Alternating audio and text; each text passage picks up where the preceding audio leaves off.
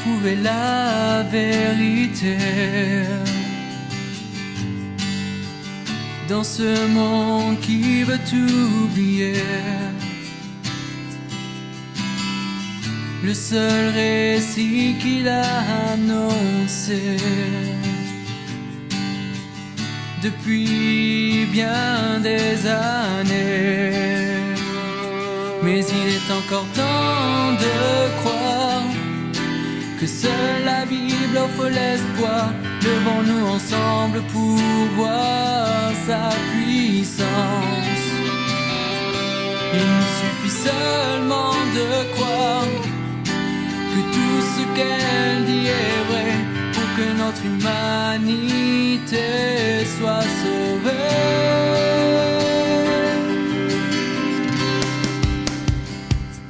Car elle seule est la vérité, elle seule peut nous éclairer, car seul celui qui l'a inspiré peut vraiment nous libérer. Amen. Amen, amen, amen. Gloire soit rendue à notre Dieu. Merci, frères et sœurs. Que le Seigneur vous bénisse. Je continue sur les thèmes que j'avais commencé sur vivre une vie de consécration. Aujourd'hui, c'est la deuxième partie. Mais bien aimé, comme vous savez, cette année, l'Église Centre Chrétien, notre thème de l'année, c'est vivre la vie de l'esprit. Vivre la vie de l'esprit. Vivre le surnaturel. Mais pour que nous puissions vivre la vie de l'esprit, ça commence par une vie de consécration. Amen. Est-ce que vous êtes là ce matin? Ça commence par une vie de consécration. Et comment peut-on vivre cette vie de consécration? Pourquoi une vie de consécration? Pourquoi? Parce que, comme des chrétiens nés de nouveau, nous voulons être de ceux qui suivent Jésus-Christ continuellement. Amen. Et les servir, l'honorer avec ce que Dieu nous a donné, sa vie. La consécration est donc une décision personnelle. Personne ne peut t'imposer à vivre une vie de consécration. Personne. Il faut que cela vienne de toi. Il faut que tu écoutes la voix du Saint-Esprit. Parce que sans une vie de consécration, on ne peut pas être agréable à Dieu. Amen. Est-ce que vous êtes là vraiment, réellement? Je ne vous sens pas. Est-ce que vous êtes là réellement? Est-ce que je parle avec des vivants? Gloire à Jésus. C'est vrai, comme je disais, la consécration, c'est une affaire personnelle. C'est ta vie. Sans cette vie de consécration, on ne peut pas vraiment plaire à notre Dieu. Nous décidons de nous mettre à part pour Dieu. Il faut que tu décides de mettre à part pour Dieu. Donc, c'est ta décision personnelle. Et la personne qui peut t'influencer à vivre cette vie de consécration, ce n'est que le Saint-Esprit. Amen. Ce n'est que le Saint-Esprit peut t'influencer à vivre cette vie de consécration. Sans le Saint-Esprit, on ne peut pas vraiment se consacrer totalement à notre Dieu. La consécration est synonyme à la sainteté. Sans une vie sainte, on ne peut pas vraiment être agréable à notre Dieu. C'est pour cela que l'apôtre Paul nous dit dans Romains au chapitre 1er, au chapitre 12, au verset 1er, Paul dit ceci: je vous exhorte donc, frères, sœurs, par les compassions de Dieu, à offrir vos corps comme un sacrifice vivant, saint, agréable à Dieu, ce qui sera de votre part un culte raisonnable. Amen. Dieu nous demande de nous offrir à lui en sacrifice. Cela implique de s'abandonner totalement à lui, de se laisser qu'il nous utilise. C'est le meilleur culte, la plus belle offrande que nous pouvons lui donner. Amen. Dis à ton voisin que la plus belle offrande que nous pouvons lui donner, c'est notre vie. Parce que lui, il n'a pas hésité à offrir son fils Jésus. Il n'a pas hésité à aucun instant, mais il a donné son fils unique. Jésus, il est mort à la croix pour toi et pour moi. Amen. L'expression un culte raisonnable peut aussi se traduire une adoration spirituelle. Dieu attend que son peuple, nous puissions l'adorer spirituellement. Car Jésus dira, le Père cherche les vrais adorateurs. Est-ce que ce matin, tu es ce vrai adorateur qui adore mon Dieu en esprit et en vérité? Comment peut-on adorer Dieu en esprit et en vérité si on ne vit pas une vie de consécration? Une vie de consécration signifie simplement se mettre à part pour Dieu. Et je vais donner un exemple. Quand une femme met un enfant au monde, il prend le temps d'élever cet enfant. Il dit, je vais demander à mon entreprise un congé parental pour se consacrer pour mon enfant. Donc, il prend ce temps pour prendre soin de son enfant. Donc, il se consacre. Donc, il donne le temps, le moyen. Et vivre une vie de consécration nous permet vraiment d'être que pour Dieu, de vivre que pour lui et par lui. Amen. Parce que nous devons savoir une chose. Nous sommes des rachetés du Seigneur.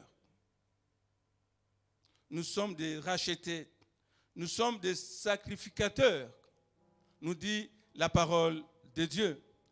Et j'aimerais qu'on puisse ouvrir nos Bibles dans Apocalypse, au chapitre 1er.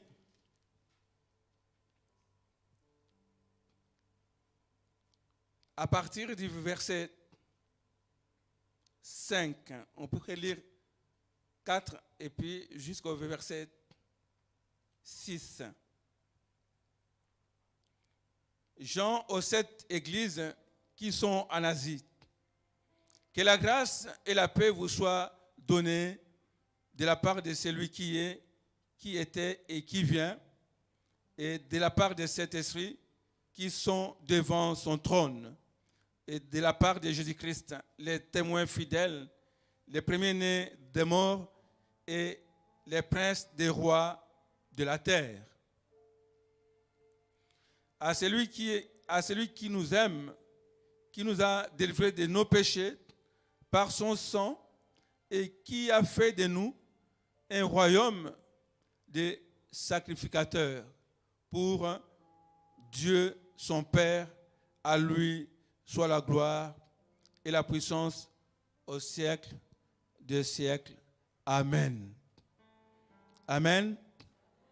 Donc, nous sommes de sacrificateurs et qui venons à Dieu, non avec le sacrifice d'un animal immolé, mais avec les sacrifices d'une vie livrée totalement à notre Dieu.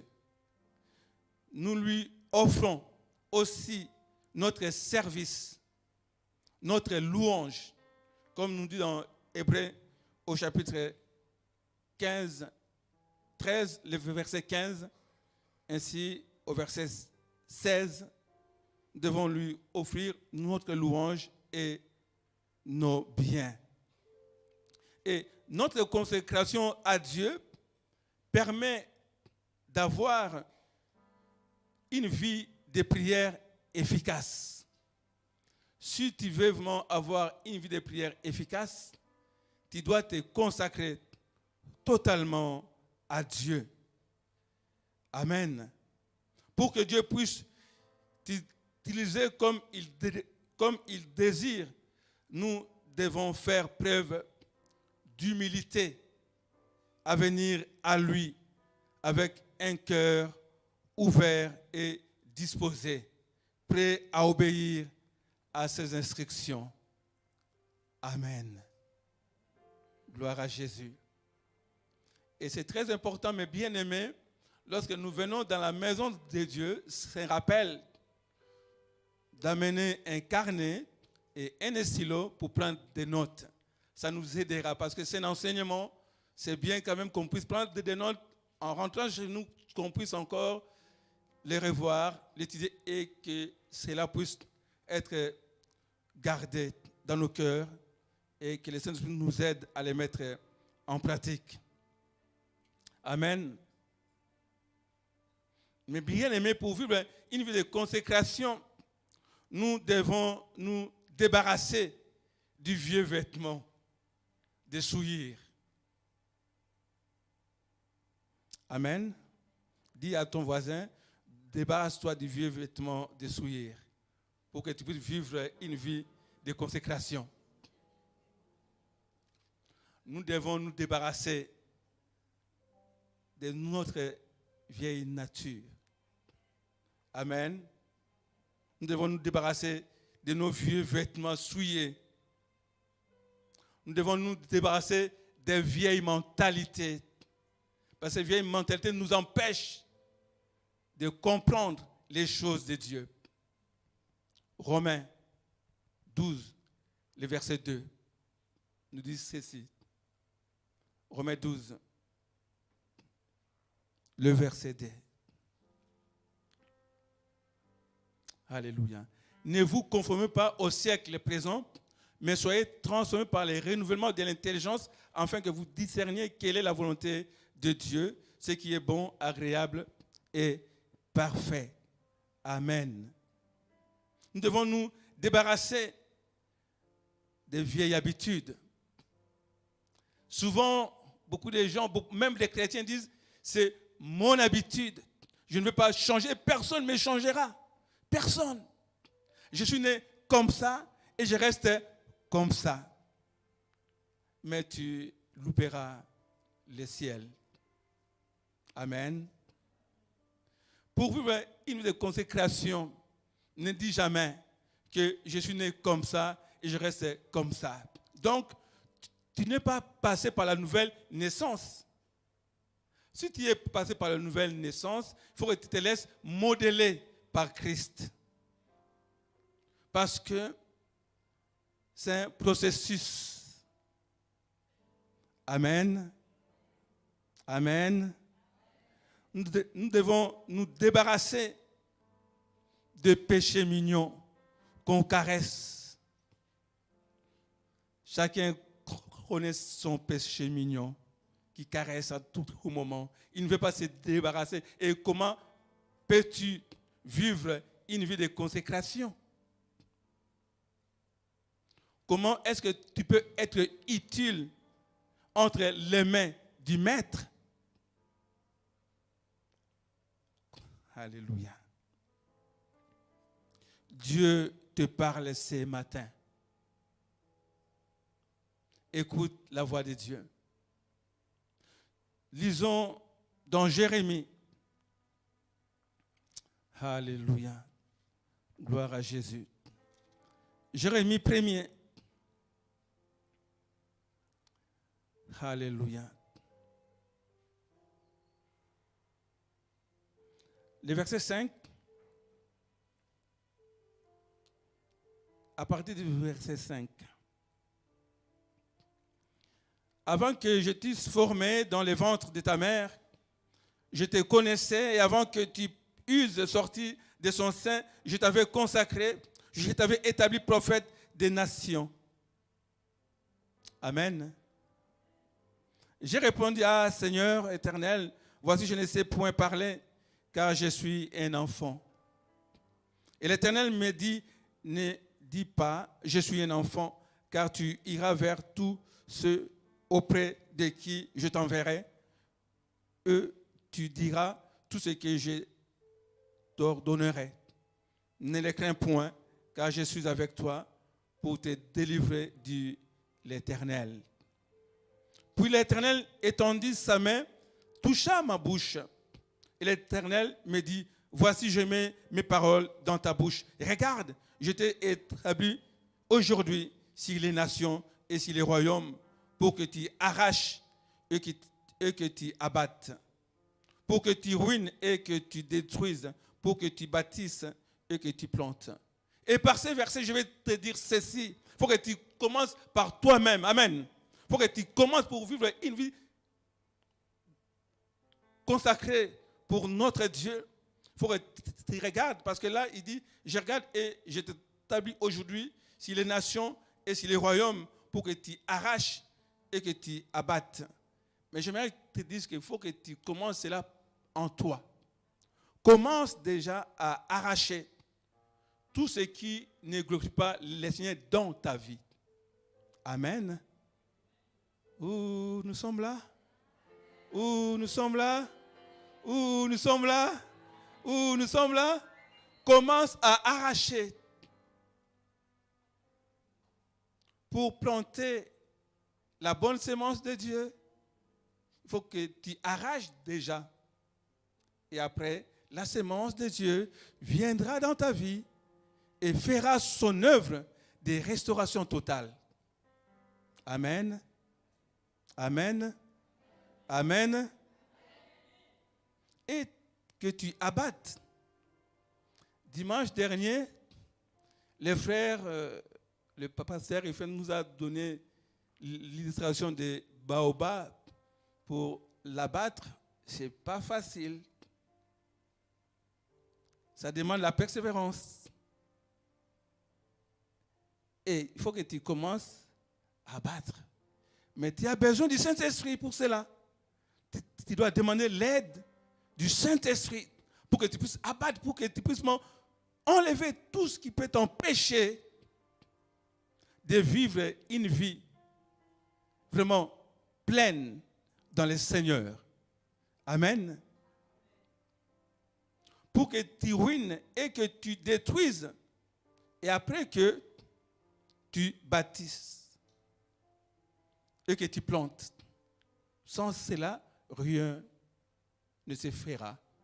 Parce qu'on ne peut pas coudre un nouveau habit avec un vieux habit. On peut mettre aussi, comme Jésus lui-même a donné l'illustration de outre. Mais bien aimé, ce que je vais te dire ce matin, Dieu t'appelle à sauver ta famille. Mais pour cela, il faut que tu commences par toi-même.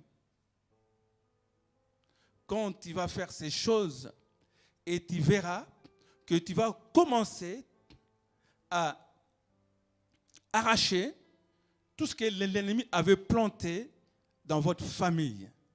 Le Saint-Esprit va t'ouvrir les yeux pour voir cela et tu vas maintenant prendre l'autorité à cela. Mais pour prendre l'autorité, il faut que tu commences déjà par toi-même à avoir cette relation d'intimité avec Dieu. C'est dans la consécration qu'on vit cette relation du Père et du Fils, du Père et de sa fille, car nous sommes des princes et des princesses. Notre Dieu est le roi des rois. Dites Amen à cela. Amen. Mais bien aimé, Dieu veut que nous puissions travailler pour l'avancement de son royaume. Mais pour cela, nous devons vivre une vie de sainteté, une vie de consécration, mise à part que pour lui. Car être mis à part, c'est être séparé de tout ce qui ne lui plaît pas, Dieu, afin de faire tout ce qui lui plaît. Amen. Que Christ ne soit pas simplement notre sauveur personnel, mais qu'il devienne réellement notre Seigneur. Que Christ vienne régner réellement dans nos vies après avoir arraché, après avoir tout détruit. Et Christ viendra et il va demeurer en nous. Et pour cela, je vous donne quelques points très importants pour tisser vraiment cette intimité avec Dieu. Pour avoir cette relation d'intimité avec Dieu, nous avons besoin des temps de jeûne et prière. Ça nous aide beaucoup. Comme à l'exemple de cette femme, Anne, dans Luc au chapitre 2, à partir du verset 37. Et tant qu'enfant de Dieu, on doit avoir les temps. C'est ça, vivre dans une vie de consécration. Tu te consacres à Dieu et tu dois se consacrer totalement à lui et prendre aussi les temps de jeûne et de prière. Parce que cela nous fortifie dans notre foi. Je vais lire le verset 37. Donc c'est Anne, hein? Restée veuve et âgée de 84 ans, elle ne quittait pas les temples et elle servait Dieu nuit et jour dans le jeûne et dans la prière. Et la suite du verset étant survenue, elle aussi, à cette même heure, elle louait Dieu. Et elle parlait de Jésus à tous ceux qui entendaient la délivrance de Jérusalem. Mais bien aimé, pour que Dieu t'utilise puissamment, tu as besoin d'être mis à part dans ces temps aussi de jeûne et de prière. Amen. Deuxième point, c'est d'être attaché à sa parole. On doit s'attacher à la parole de Dieu. Je développerai ce point prochainement. Deuxième point, c'est s'attacher à la parole de Dieu. Et la Bible dit, c'est un verset que j'aime beaucoup, mais je donne déjà le premier verset, c'est dans le psaume 119. Et je vous demande vraiment de prendre le temps de méditer tous les chapitres du psaume 119. C'est long, mais ça parle de notre intimité avec la parole de Dieu. Amen. Comment les jeunes hommes rendront-ils pur son sentier? Et je dirais, comment est-ce que les chrétiens rendront-ils pur son sentier? Comment est-ce que les chrétiens peuvent vivre dans une vie de consécration? La réponse est là, c'est en se dirigeant d'après la parole de Dieu. Amen. Et le verset 11, il dit, je sers dans mon cœur, donc j'espère ta parole dans mon cœur, afin de ne pas pécher contre toi. C'est comme ça qu'on peut simplement vivre une vie de sainteté, une vie de consécration, une vie qui plaît à notre Dieu. On doit être loin de ces choses qui ruinent nos vies. Et les psaumes 79, le verset 105, ta parole est une lampe à mes pieds et une lumière sur mon sentier. À travers la parole de Dieu, cette parole nous guide, nous éclaire pour que nous ne puissions pas tomber à la tentation. C'est à travers l'éclairage de la parole de Dieu. Et troisième point, comprendre ce que pourquoi Dieu nous appelle. Comprendre ce que pourquoi Dieu nous appelle. Éphésiens, au chapitre 2, le verset 10. Car nous sommes son ouvrage, ayant été créés en Jésus-Christ pour des bonnes œuvres. Amen. Dis à ton voisin, Dieu a un plan pour ta vie. Car nous sommes son ouvrage, ayant été créés en Jésus-Christ pour des bonnes œuvres que Dieu a préparées d'avance afin que nous les pratiquions. Dieu a un plan pour ta vie. Dieu a un plan pour tes enfants. Amen. Dieu a un plan pour ton fils, pour ta fille, pour tes petits-enfants, pour ceux qui ont des petits-enfants. Dieu a un plan. Mais pour cela, cela demande de toi et de moi. Amen. Pour entrer dans ce plan de Dieu. Dieu a un plan pour chacun de nous. Bien avant la fondation du monde, nous dit la parole de Dieu. Comme il a dit à Jérémie, je t'ai choisi. Avant même que tu puisses être né, je t'avais déjà mis à part. Nous sommes mis à part, mes bien-aimés. Chacun, si je laisse chacun venir ici, donner son témoignage, on verra vraiment que nous sommes choisis. Et c'est un privilège d'être enfant de Dieu. Amen. Je te dis ce matin, si tu ne le savais pas, c'est un privilège d'être enfant de Dieu.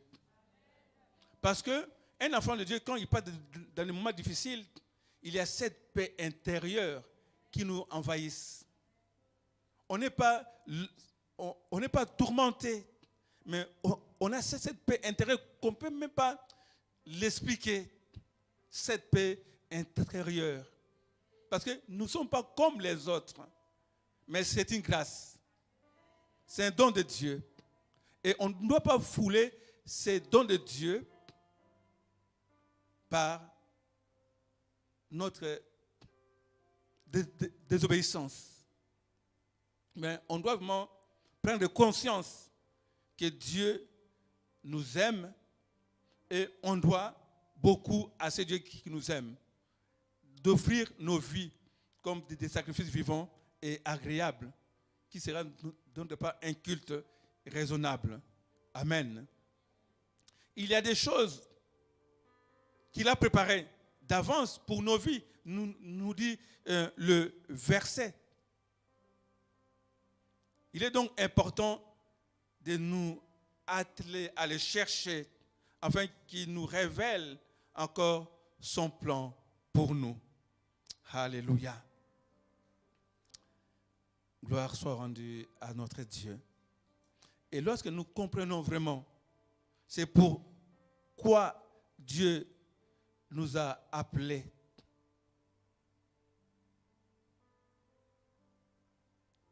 Nous allons rester focalisés sur lui. Amen. Mais bien aimés, ne nous perdons pas notre temps et nos ressources dans toutes sortes de distractions, dans toutes sortes de choses qui n'ont aucun intérêt. Mais focalisons-nous aux choses de Dieu. Mettons de côté toutes ces distractions. Oublions le passé et regardons constamment vers l'avant. Car Dieu nous a préparés, car nous sommes son ouvrage. Et nous sommes mis à part pour lui et pour lui seul. C'est pour ça que la Bible dira, glorifiez Dieu donc dans votre corps. Amen. C'est une vérité. Et cette vérité nous est révélée dans 1 Corinthiens, au chapitre 1er, au verset 19 à 20.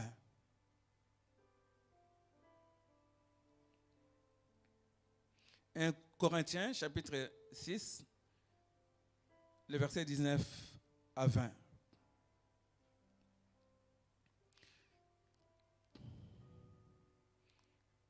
Ne savez-vous pas que votre corps est le temple du Saint-Esprit qui est en vous, que vous avez reçu de Dieu et que vous ne vous appartenez point à vous-même, car vous avez été rachetés à un grand prix.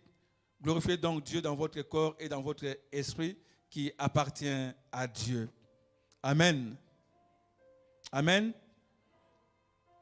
Mais bien aimé, c'est que nous devons savoir que nous devons glorifier Dieu dans nos corps parce que nous ne nous appartenons pas.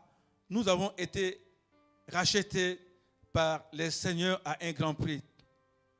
Le sang que le Seigneur a versé sur la croix et les prix qu'il a payés. Alléluia. La consécration, c'est lorsque nous disons, Jésus, Seigneur, je suis à toi. Mes oreilles ont été rachetées par ton sang. Elles t'appartiennent. Mes mains ont été rachetées par ton sang. Elles t'appartiennent. Mes pieds ont été rachetés par ton sang. Ils t'appartiennent. À partir des moments, maintenant, je ne peux plus m'en servir pour moi-même. Mais je veux en servir pour notre Dieu. Amen.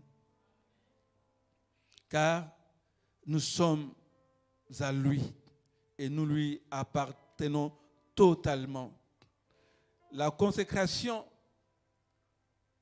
doit être aussi un exercice pratique de chaque jour. Pour celui qui s'y lance, il y a des choses qui doivent être remarquées dans sa vie,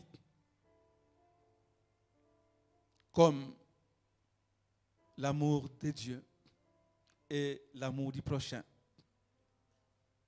Amen. Tu dis que tu vis une vie de consécration à Dieu, mais tu n'aimes pas ton frère, tu n'aimes pas ta sœur, voire même, ça m'étonne que les gens de même église, ils ne se parlent même pas. Ils viennent dans un même lieu, ils ne se parlent même pas. Mais ils se disent chrétiens. Ça, c'est grave. Ça, c'est grave. Ils se disent chrétiens, nés de nouveau. Mais ils ne se parlent pas. Que Dieu nous vienne en aide. Amen. Que Dieu vraiment nous vienne en aide. Parce que vivre la vie consacrée pour notre Dieu, ça doit se voir. Il faut que les gens voient. Comme j'avais dit tout à l'heure, on doit enlever ces vieux habits souillés, des rancœurs. On doit l'enlever. Ces vieux habits souillés de l'amertume, on doit l'enlever. Quand quelqu'un te fait des torts, ne garde pas les rancœurs, parce que les rancœurs amènent l'amertume. Il faut que tu l'enlèves de ton cœur. Amen. Il faut que les gens remarquent dans ta vie l'humilité. Il faut que tu considères l'autre supérieur à toi-même. Amen. Dis à ton voisin, tu es supérieur à moi. Amen. Alléluia. Gloire à Jésus. Et si dans une église, on se considère l'un à l'autre supérieur, il dit, tu es supérieur à moi, et il dit à l'autre, il dit, ça tourne, et voilà, on est tous. Il y a cette unité du cœur qui est là. Amen. Alléluia. Il faut que les gens voient en toi l'amour de la vérité. Amen. J'ajoute l'amour, mais dans la vérité. Parce qu'il y a aussi l'amour hypocrite. Oh, ma soeur, je t'aime, de l'amour du Seigneur. On s'embrasse, on fait des bijoux. Mais des bijoux, hein? Pas des bijoux. Mais derrière, tu empoignardes ta soeur, ton frère dans les dos. Tu les critiques, chrétiens. Tu critiques. Tu calomnies, chrétiens. Ce n'est pas à nous de faire. C'est là. Ou nous sommes chrétiens, ou on ne l'est pas. L'un ou l'autre. Amen. L'un ou l'autre. Aujourd'hui, fais ton choix. Car Jésus revient bientôt. Il prendra les consacrés. Amen. Il prendra les consacrés. Il revient bientôt.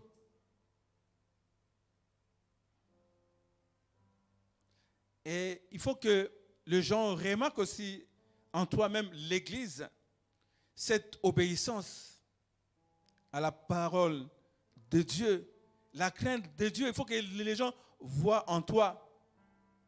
Parce que, comme on avait dit, on va arracher tout ça et la semence de Dieu viendra dans ta vie. Il faut que cette semence puisse prendre aussi son temps de pousser et de porter les fruits dignes du royaume.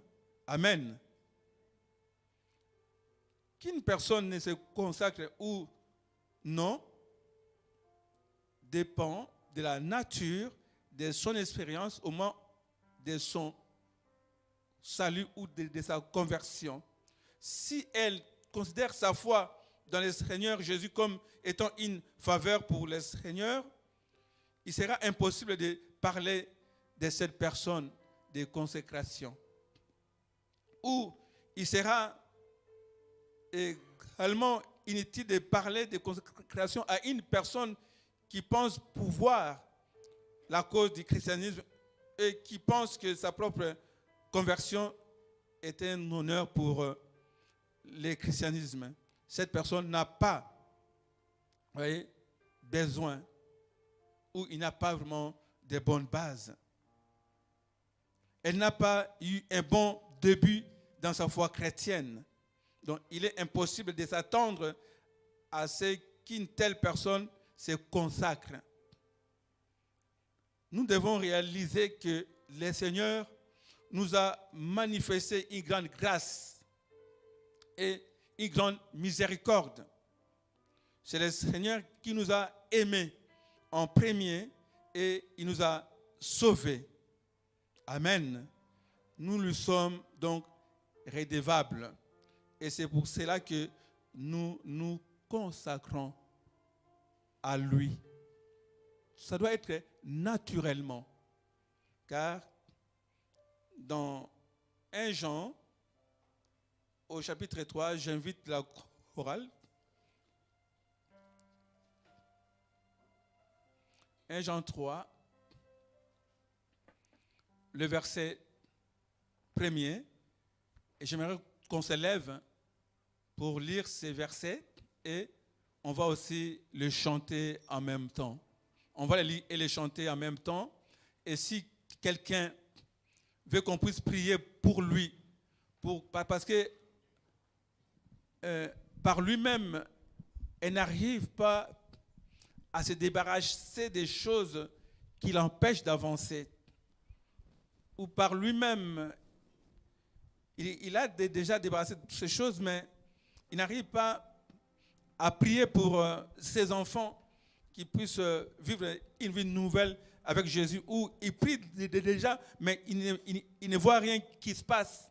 Et tu as aussi besoin de cette prière qu'on puisse t'accompagner, parce que la Bible dit que la prière juste a une grande efficacité. Et moi, je crois à la puissance de la parole de Dieu. Et je crois aussi à la puissance de la prière. La prière du juste a une grande efficacité. Je te demanderai après ces chants, vous libre plutôt de vous avancer et nous allons prier pour toi, pour que tu puisses entrer dans cette vie de consécration et pour vivre une vie par l'Esprit. Voyez